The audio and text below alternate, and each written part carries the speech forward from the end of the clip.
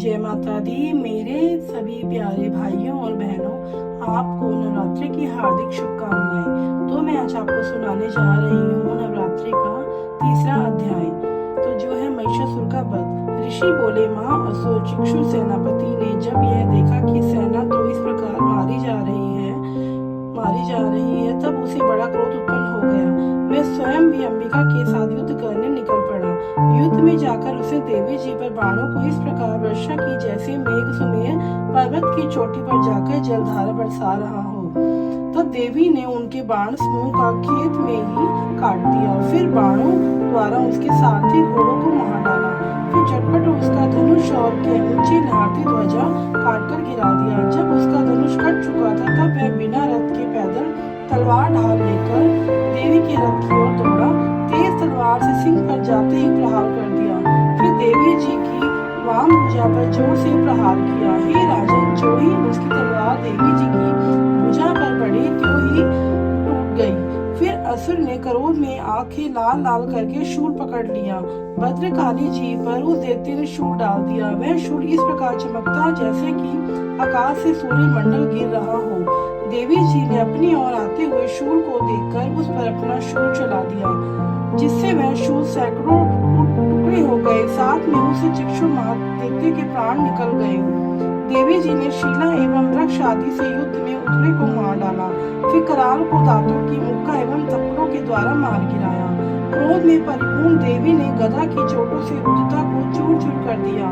बिंदपान शास्त्र द्वारा वाष्कल तथा प्राणों द्वारा उग्रवे महाहून नाम के देवते को त्रिशूल के द्वारा मार दिया। तलवार से विडाल कर से धड़ से अलग कर दिया।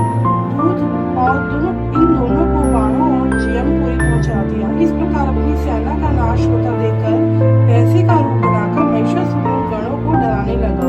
कुछ इस गणों को अपने नथुनों से प्रहार किया, दूसरों को सिंगों से फाड़ा। कुछ एक को वेग द्वारा, दूसरों को सिंहनाद द्वारा और घूमने से अन्यों को श्वास वायु द्वारा पृथ्वी पर गिराया।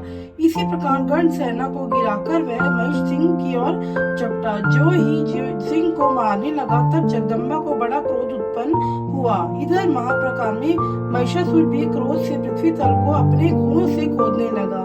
फिर सिंगों से बड़े ऊंचे ऊंचे पहाड़ उठाकर फेंकने लगा।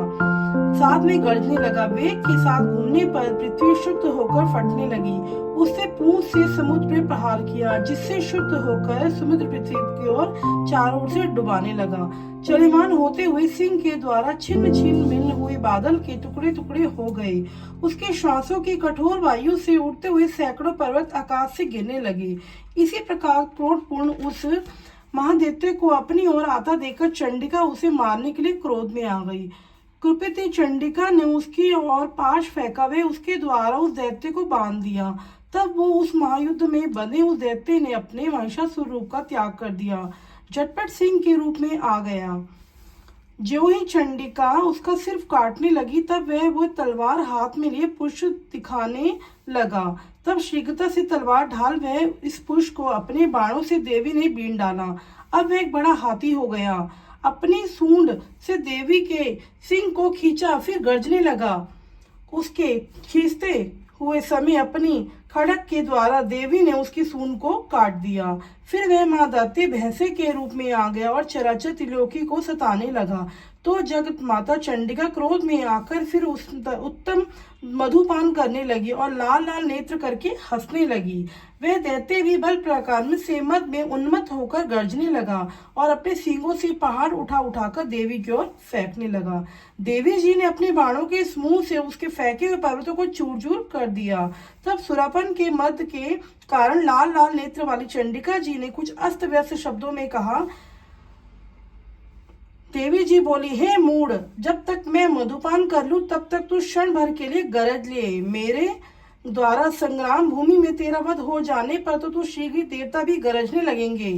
ऋषि बोले। इसी प्रकार कहकर देवी जी ने उछल उछल कर उस देवते पर चढ़ गई। पांव से दबाकर देवते के कंठ पर त्रिशूल से वार किया। देवी के पांव से दबे हुए उस देवते ने अपने मुख से प्रहार निकालने का प्रयत्न किया। प्रतन दूसरे रूप में किया, तभी आधा निकल हो गया। पाया था कि देवी जी ने अपने पराक्रम द्वारा उसे वहां ही रोक लिया। आधा निकलकर जब भी उस दैत्य ने युद्ध करना नहीं छोड़ा, तब देवी जी ने अपना तेज तलवार से उसका सिर काट कर नीचे गिरा दिया।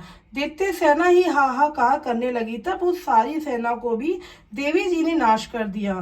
सभी देवता अत्यंत प्रसन्न हुए। देवी दिव्य महिषी के साथ सभी देवताओं ने स्तुति की। गंधर्व गायन करने लगे, अप्सराएं नाचने लगी। तो आज का तीसरा अध्याय यही समाप्त होता है। आज के लिए इतना ही। जय माता दी। मिलेंगे हम चौथे अध्याय के साथ। जय माता दी। अगर आप मेरे चैनल पे नए हैं तो लाइक सब्सक्राइब करना मत भूलिएगा। आज के लिए इतना ही। जय माता दी।